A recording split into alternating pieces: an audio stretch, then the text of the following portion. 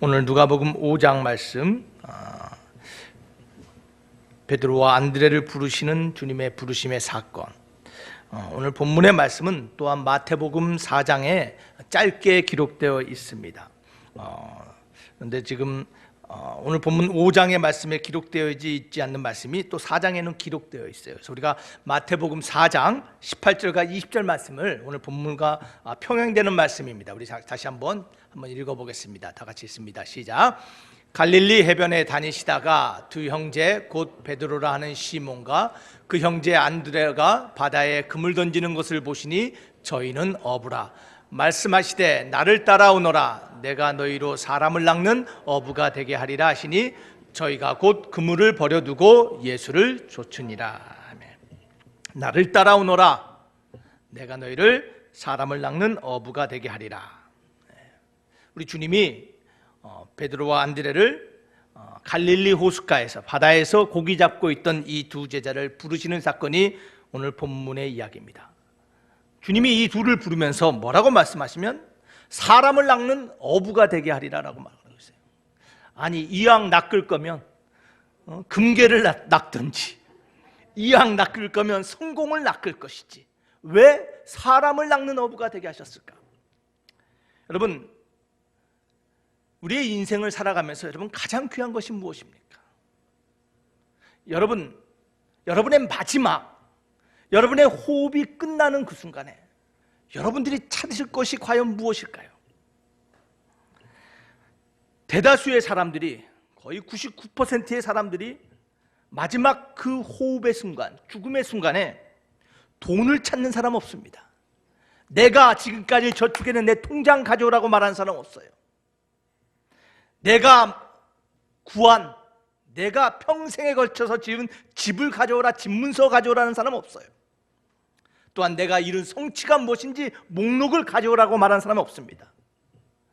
대다수의 사람이 마지막 죽음의 순간에 찾는 것은 뭐냐면 사람이에요. 함께 하고, 함께 웃고, 함께 눈물 흘리고, 함께 인생의 추억을 만들었던 사람을 찾습니다. 왜 그럴까요? 그 사람이 가장 귀하기 때문이에요.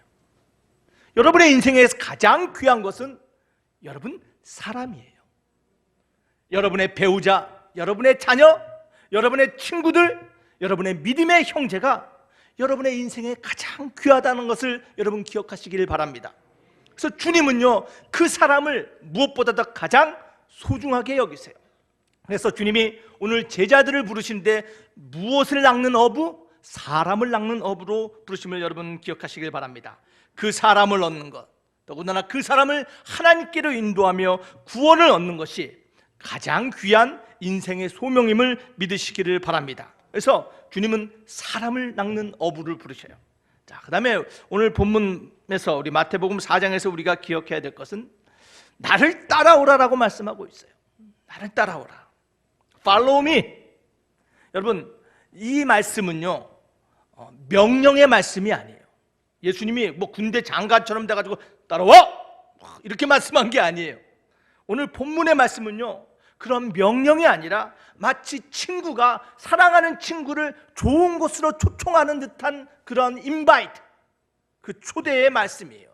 그래서 come on man, 이리 오라고. 야 누구야, 이리 와봐. 정말 내가 좋은 게 있어. 함께 이것을 나누자라는 그러한 부르심이 바로 오늘 나를 따르라라는 부르심을 여러분 기억하시기를 바랍니다. 자, 그래서 주님께서는요, 이 부르심의 약속과 부르심을 통하여 함께 약속을 하시는데 그 약속이 무엇입니까? 바로 예수님을 따르면 내가 아닌 주님이 사람 낚는 어부가 되게 만들어 주신다는 것이에요. 내가 어부가 되는 것이 아니라 누가 만들어 주신다고요? 주님이 나로 하여금 사람을 낚는 어부가 되게 하시리라. 여러분, 이것이 굉장히 중요합니다. 우리 주님이 여러분을 만들어 나가심을 믿으시기를 바랍니다. 우리 주님이 우리 가정과 이 교회를 통하여 사람을 낚는 구원의 방주가 되게 하심을 믿으시기를 바랍니다. 여러분, 이 말씀은요, 우리 주님이 그냥 갑자기 생각나서 하신 말씀이 아니라 구약에 선포되고 기록되어 있는 말씀의 성취를 위하여 우리 주님이 인용하신 말씀이에요.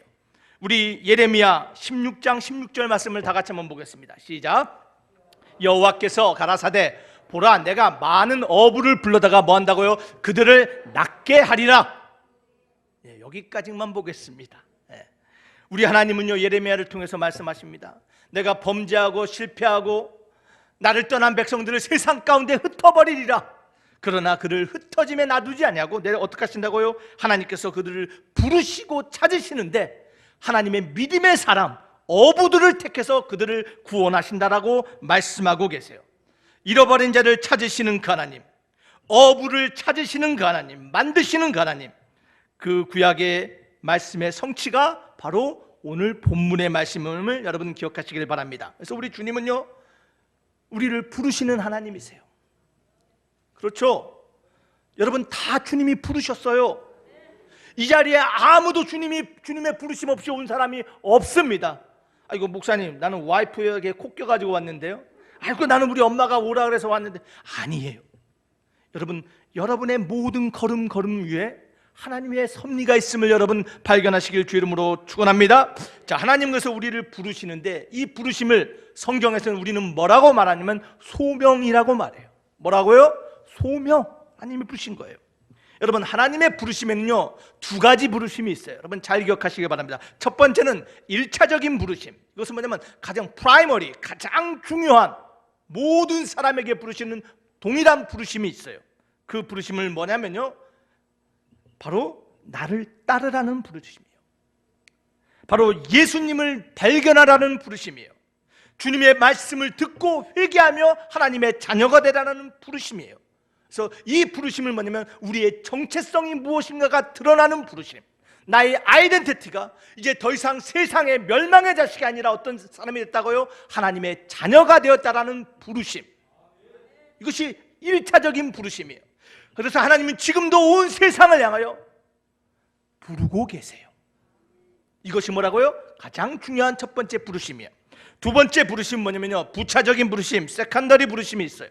이 부르심은 뭐냐면 활동성에 관한 거예요. 액티비티, 활동성. 이것은 우리가 세상에서 무언가를 하느냐라는 것이에요. 어떤 사람은 교사로서, 어떤 사람은 비즈니스맨으로서, 어떤 사람은 학생으로서, 어떤 사람은 직장인으로서, 어떤 사람은 의사와 변호사로서 이 세상에서 우리가 무언가를 하는 것, 이를 위하여 부르심에 하나님이 있음을 여러분 기억하시길 바랍니다. 그 부르심이 뭐라고요?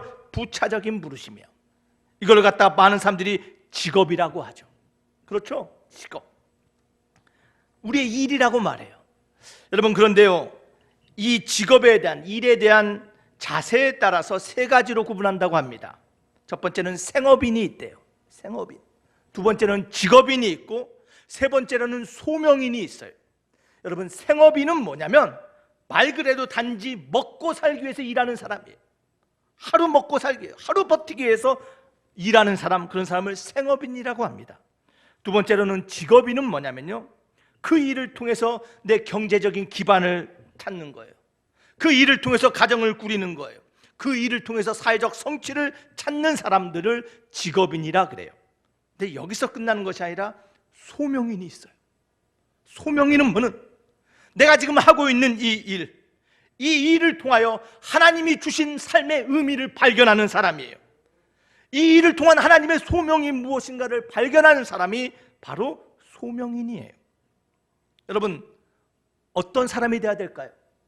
단순한 생업인, 직업인이 아닌 소명인이 되어야 돼요. 내가 하고 있는 일에서 하나님이 주신 사명을 발견한 사람, 그 사람을 하나님은 지금도 찾고 계심을 믿으시길 바랍니다. 여러분 오래전에, 얼마 전에 실제 있었던 일입니다. 중국에 한 자매가 선교사로 가기를 서원했어요. 이 자매는요 얼굴도 예쁜 것뿐만 아니라 의과대학을 나와서 아주 촉망되는 미래를 가지고 있던 자매인데 어느 날 주님을 만났어요. 그래서 주님의 부르심에 이 자매가 아멘으로 합답하고 내가 하나님 복음을 위해서 선교지로 나가겠습니다. 근데 가까운 중국을 선택했어요. 근데 당시에는요 중국에서 복음을 전하는 것은 아주 위험한 일이었어요. 그 어머니가 걱정하는 거예요. 네가 왜 하필이면 중국을 간다 그러고 왜 하필이면 그러한 일을 하느냐? 너에게 핑크빛 미래가 보장되느냐라고 하면서 말렸어요. 근데 이 딸의 결단이 너무나 컸어요. 그래서 어머니가 크리스찬이지만 어느 날 이 딸을 부릅니다. 그래서 이제 출국을 앞두고 이 딸에게 어머니가 가지고 있던 반지, 팔찌, 금팔찌를 찾아가요 현금화해서 딸에게 주면서 말합니다. 얘야, 너가 중국에 가면 그곳에 도착하면 꼭 나에게, 그때 당시는 이제 오늘날 같이 뭐 카톡 이런 게 있던 시대가 아니에요. 전보를 꼭 쳐주려. 근데 그 전보 내용이 뭐냐면 안전하다, safe 라는 전보를 꼭 보내주기 바래. 딸이 중국에 갔는데 한동안 소식이 없습니다. 근데 얼마 후에 딸에게 전보가 왔어요. 근데 이 전보는 엄마가 기다리는 안전하다라는 전보가 아니에요. 그 전보는 뭐냐면 즐겁다라는 것이었어요. delight, 즐겁다. 엄마는 안전을 생각했는데 하나님 안에서 소명의 사람은 그곳이 아무리 힘들고 어렵다 할지라도 그곳이 내 삶의 의미를 주신 하나님의 자리인 것을 알기에 즐거운 것이에요. 여러분, 이것이 우리가 발견해야 될 삶의 모습의 자리임을 여러분 기억하시길 바랍니다. 아무리 어렵고 아무리 힘들어도 하나님의 소명에는 그 자리가 즐거운 거예요. 여러분 자리가 지금 어떻습니까? 여러분의 삶에 있는 지금 환경이 어떻습니까? 여러분 즐겁습니까? 여러분 혹시 안전을 추구하십니까? 혹시 성공을 바랍니까? 여러분 그것도 필요하지만 우리 믿는 자들, 하나님의 부르심을 받은 자들에게 정말 필요한 모습은 뭐라고요? 즐거운 자리가 돼야 돼요. 이것이 소명의 자리임을 여러분 믿으시기를 바랍니다. 여러분 많은 사람들은요 이 직업, 이 생업을 삶의 인생의 모든 것이라 생각합니다. 여러분 그러나 기억하시길 바랍니다. 여러분 직업이 여러분의 인생이 아니에요. 여러분의 삶이 아니에요. 무엇을 하는가보다 더 중요한 것이 있는데 내가 누구인가를 깨달으면서 하는 것이에요. 그것이 더 중요해요. 오늘 1차적인 부르심과 부차적인 부르심이 그 순서가 바뀌어버리면 우리의 삶은 혼돈되는 것이에요. 사랑하는 만석교회 성도 여러분, 저와 여러분들은 하나님의 부르심을 받은 소명인임을 기억하시고 그 가운데서 인생의 질서를 세워나가는 저와 여러분이 되어야 될 줄 믿습니다. 여러분 어떤 것이 여러분의 삶에서 더 중요합니까? 먹고 사는 것, 여러분의 꿈을 이루는 것이 중요합니까? 아니면 그 자리가 하나님이 나에게 주신 소명의 자리라는 것을 믿으며 사는 것이 더 중요합니까? 여러분 우리는 세상과 달라요. 무엇이 여러분의 삶을 결정하고 있습니까? 여러분 소명인이라는 그러한 정체성을 먼저 세우며 나가는 저와 여러분이 되어야 될 줄 믿습니다. 그래서 우리가 먼저 확실히 하고 가야 되는 거예요. 자, 우리 옆 사람을 바라보고 자 축복합시다. 당신은 하나님의 소명인입니다.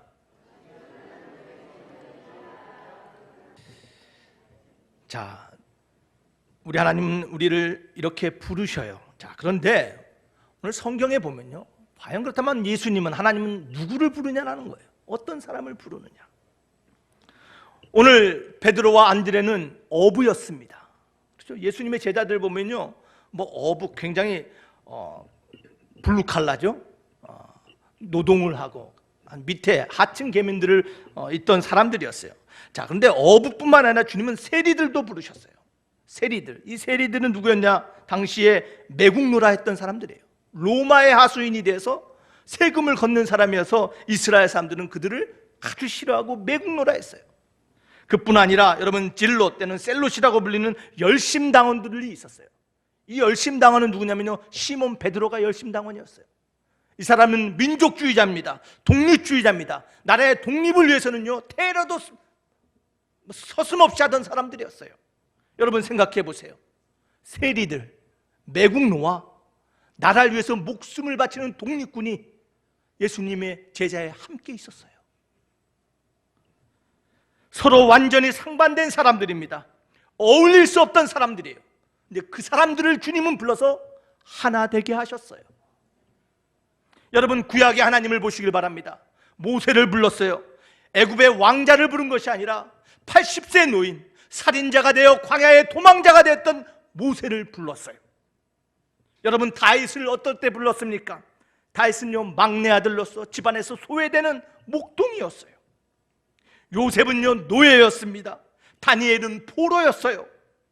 하나님은 그러한 사람들을 불러서, 하나 될 수 없는 사람들을 불러서, 연약하고 약하고 세상에 패배자 된 사람들을 불러서 하나님의 일을 감당케 하셨어요.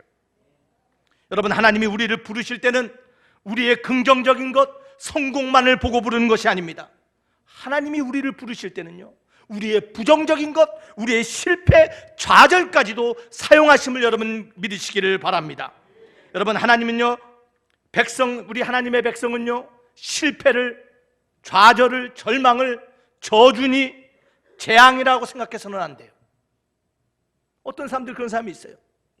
좀만 실패해도 아이고 하나님이 나를 저주하셨나 봐. 좀만 잘못해도 아이고 하나님이 나를 미워하시나 봐. 여러분, 아니에요. 우리 하나님은요, 우리 인생 가운데 역사하실 때 보면요, 대부분 우리의 실패와 우리의 좌절을 사용하셔서 일하셨어요. 기억하시길 바랍니다. 우리 하나님은요, 우리의 실패를 기가 막히게 사용하셔서 그 실패를 성공으로 바꾸시는 역전의 하나님이심을 믿으시기를 바랍니다. 우리의 실패를 통하여 하나님의 선을 이루어 가시는 그 하나님이 바로 우리 하나님이세요. 실패의 순간에 우리의 손을 놔버리고 우리를 버려두시는 하나님이 아니라 실패한 우리 손을 붙잡고 앞으로 나아가시는 분이 바로 저와 여러분의 하나님이심을 믿으시기를 바랍니다. 여러분, 오늘 본문의 내용도 그거였어요. 오늘 베드로가 밤새 그물을 던졌어요. 실패했어요.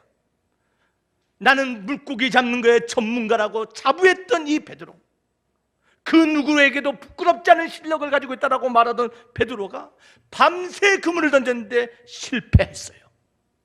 그 실패할 때 하나님이 개입하셨어요.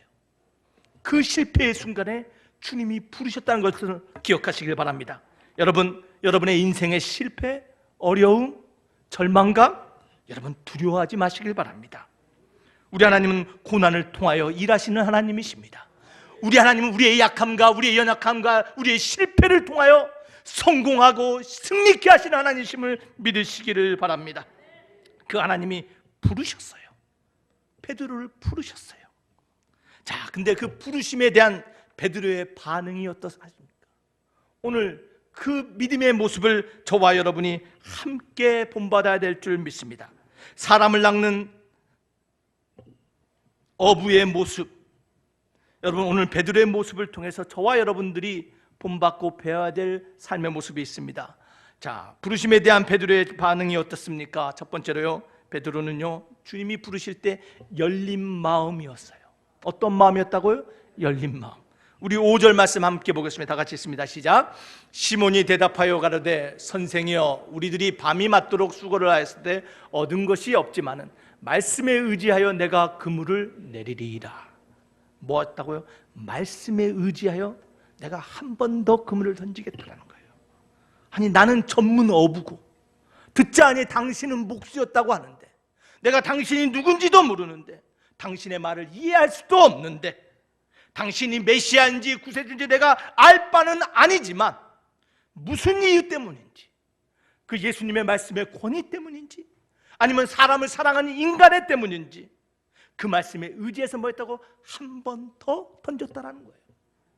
여러분, 오픈니스, 열려있는 마음, 이것이 베드로가 사람이 낚는 어부의 모습임을 여러분 우리에게 보여주고 있습니다. 여러분, 열린 마음의 주인공 되시길 주 이름으로 축원합니다. 열려야 돼요. 하나님 말씀하시면요, 내 생각과 다르고 내 경험과 다르다 할지라도 그 말씀에 의지해서 한 번 더 할 수 있는 그러한 열린 마음의 주인공 되시길 주 이름으로 축원합니다. 여러분요, 가장 어려운 사람이요, 여러분 닫혀있는 사람이에요. 내 생각, 내 고집으로 꽉 닫혀있어. 에이, 내 뜻, 내 방법과 다른데요, 내 생각과 다른데요. 주님은요, 저희가 열려있는 마음의 사람 되기를 원하세요. 여러분, 여러분의 마음을 열길 바랍니다. 내 생각과 다르다 할지라도 주님이 말씀하시면 그 말씀에 의지하여 하나님, 내가 한 번 더 순종하겠습니다. 그러한 사람을 하나님은 사람을 낚는 어부로 사용하심을 여러분 기억하시길 바랍니다. 열린 마음의 주인공 되십시오. 두 번째 베드로가 보여준 반응은 어떤 반응입니까? 그것은 정직한 마음이에요. 정직한 마음. 우리 8절 말씀 다 같이 한번 읽어보겠습니다. 시작. 시몬 베드로가 이를 보고 예수의 무릎 아래 엎드려 가로되 주여, 나를 떠나소서, 나는 죄인이로소이다 하니. 베드로의 반응이 무엇입니까? 나는 죄인입니다라는 거예요. 여러분, 사람들의 반응을 혹시 9절에 발견하셨나요? 예수님의 말씀에 순종하여 한 번 더 열린 마음으로 그물을 던졌더니요, 감당할 수 없는 물고기를 잡았어요. 많은 사람들이 오는데, 와, 이 물고기 봐라, 내 평생에 이렇게 많은 물고기를 처음 봤다. 갈릴리 호숫가에 있는 모든 물고기가 여기에 잡혔네. 오늘날로 말하면요, 사람들이 카메라 들기 시작합니다. 야, 찍어 인증샷, 막 사진 찍어요. 야, 이거 기록에 남겨야 돼. 많은 사람들이 물고기를 보고 있는데 베드로는 어떻게 하고 있어요? 물고기를 바라보는 것이 아니라 주님을 바라보며 주님 앞에 무릎을 꿇었어요. 기적 앞에서 물고기를 보는 것이 아니라 주님을 발견하는 베드로. 그러면서 뭘 발견해요? 기적이 아닌 주님을 바라볼 때 내 상태가 고백되는 거예요. 나는 죄인입니다. 주님, 나를 떠나시옵소서. 주님, 내가 어젯밤에 무엇을 했는지 주님 아시지 않습니까? 내가 지난 한 주간 동안 어떤 일을 했는지 주님 아시지 않습니까? 주님을 발견할 때 우리는 정직한 우리의 고백이 주님 앞에 드려야 될 줄 믿습니다. 나는 죄인입니다. 나는 부족합니다. 여러분, 이것이, 이 고백이 주님의 부르심을 듣는 모든 제자의 고백이 돼야 돼요. 많은 사람들이 말합니다. 무슨 말이냐? 내가 얼마나 가치 있고 내가 얼마나 중요한 사람인데. 맞습니다. 우리 예수 그리스도의 십자가의 보혈로 우리는 새로운 피조물이 되었습니다. 하나님의 자녀가 되었습니다. 귀한 제사장과 같은 사람이 되었습니다. 그런데요, 우린 너무나 쉽게 내가 죄인이었다는 사실을 잊어버려요.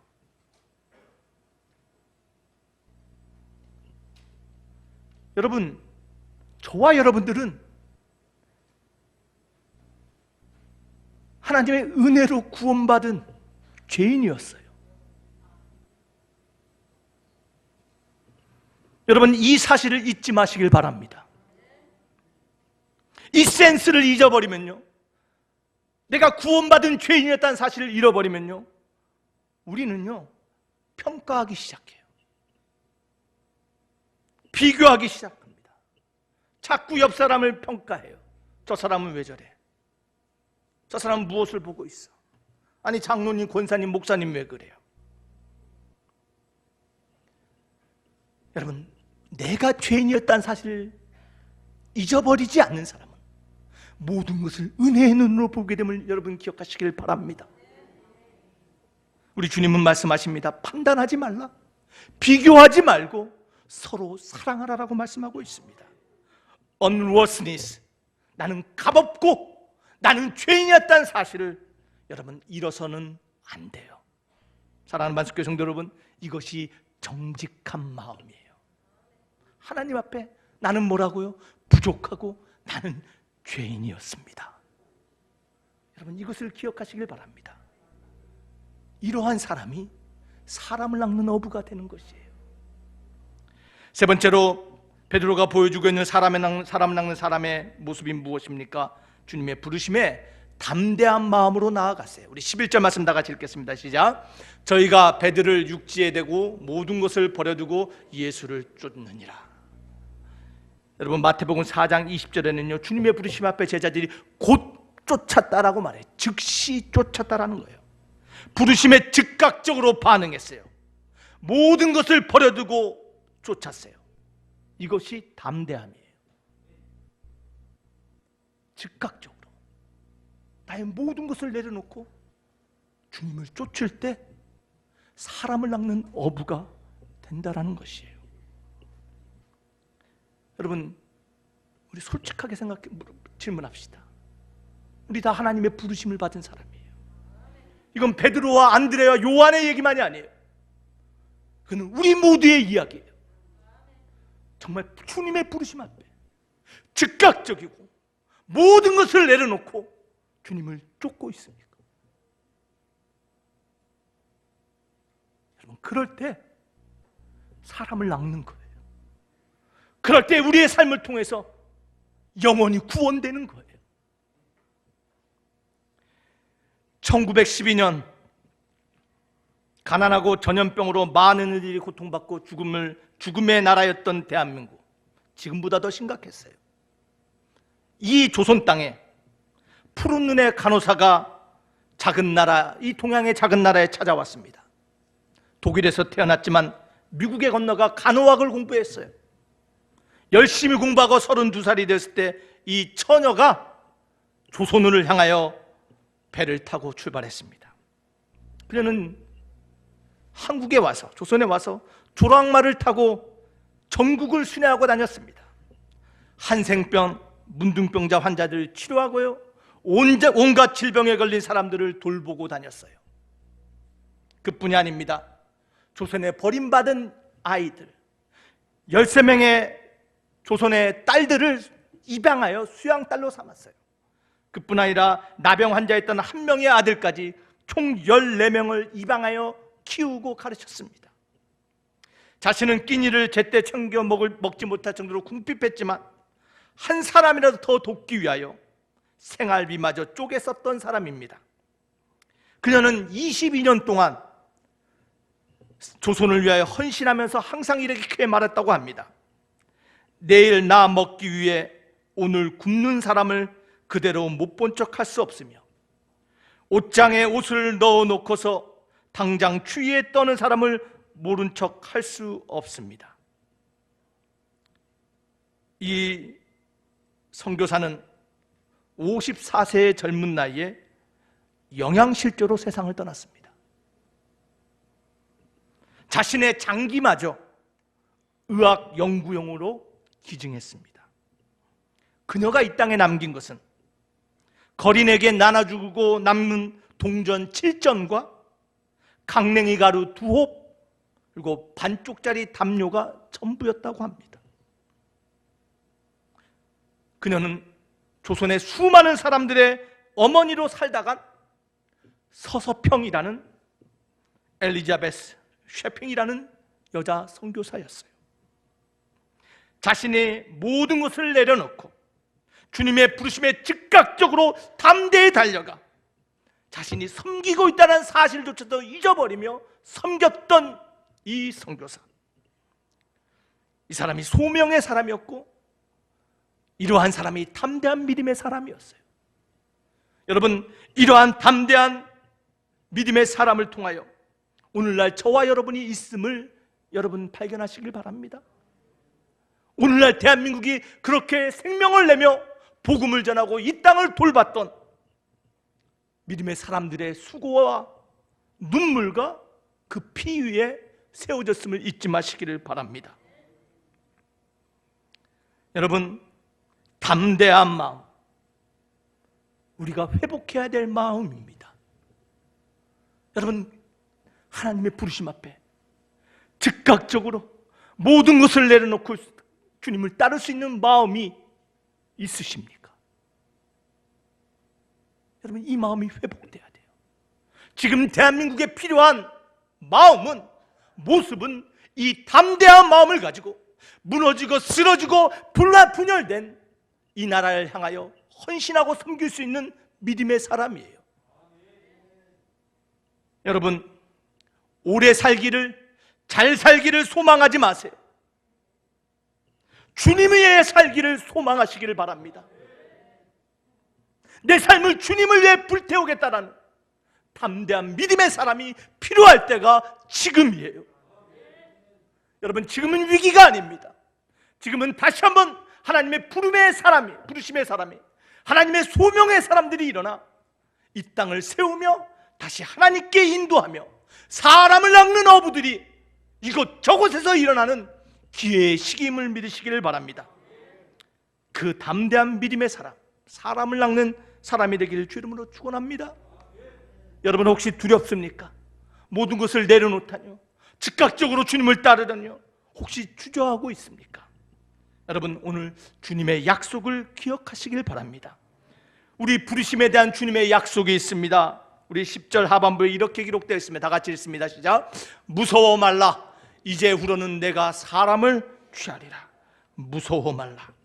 여러분, 이 말씀이 자신이 죄인이고 나는 연약합니다라고 고백하는 모든 믿음의 사람들이 들어야 되는 말씀입니다. 두려워 마시길 바랍니다. 무서워 마시길 바랍니다. 우리 주님 다 아세요. 여러분, 우리가 얼마나 연약한지, 우리가 얼마나 부족한지, 우리가 얼마나 실패했고 얼마나 우리가 죄된 속성을 가지고 있는지 주님 다 아세요.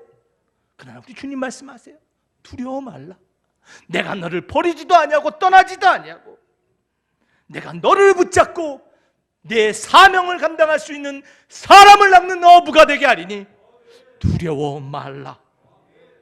여러분, 이 약속 붙잡으시길 바랍니다. 주님의 그 부르심에 열린 마음, 정직한 마음, 담대한 마음으로 나아가시기를 바랍니다.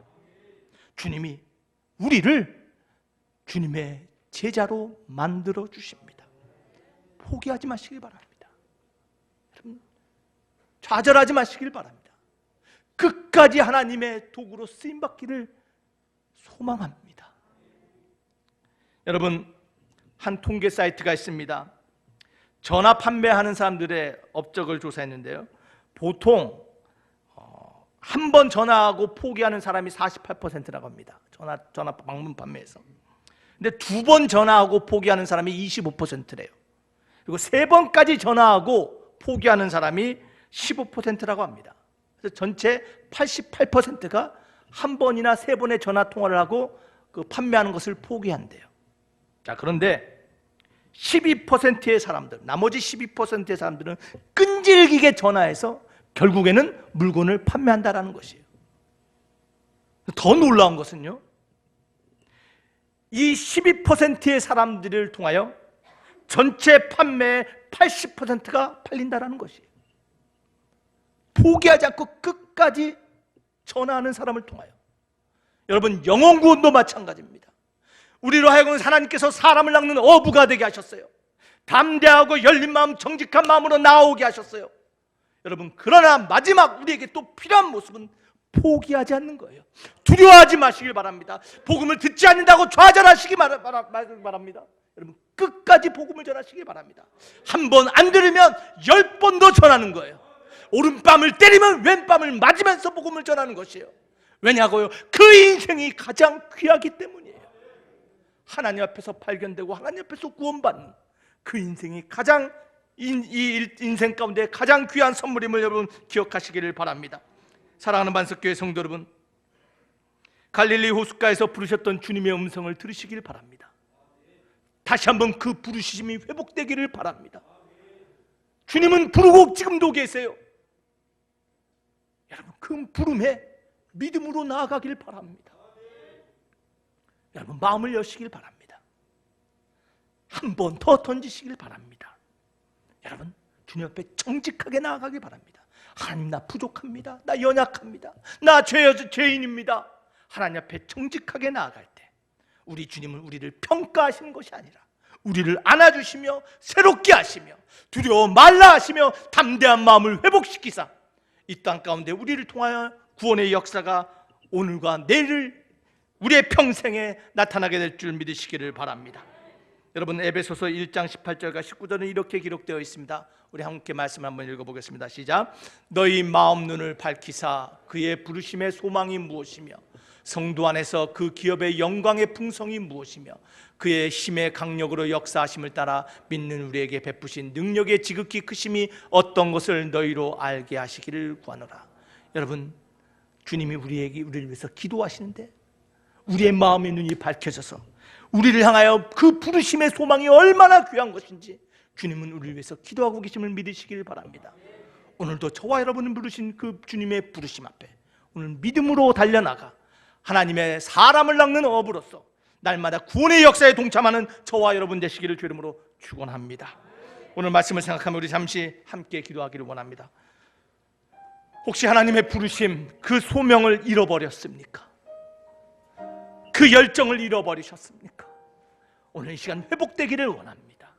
믿음으로 다시 한번 하나님의 부르심에 아멘, 주님 내가 여기 있습니다. 다시 한번 믿음으로 달려가는 베드로와 같은 저와 여러분 되길 주 이름으로 축원합니다. 오늘 말씀을 생각하며 다 같이 기도합니다. 하나님, 나에게 열린 마음, 정직한 마음, 담대한 마음을 허락하여 주시사 나를 통하여 내 삶과 내 가정과 내 주변의 구원의 역사를 보게 하여 주시옵소서. 우리 다 같이 기도하겠습니다. 아버지 하나님 감사합니다.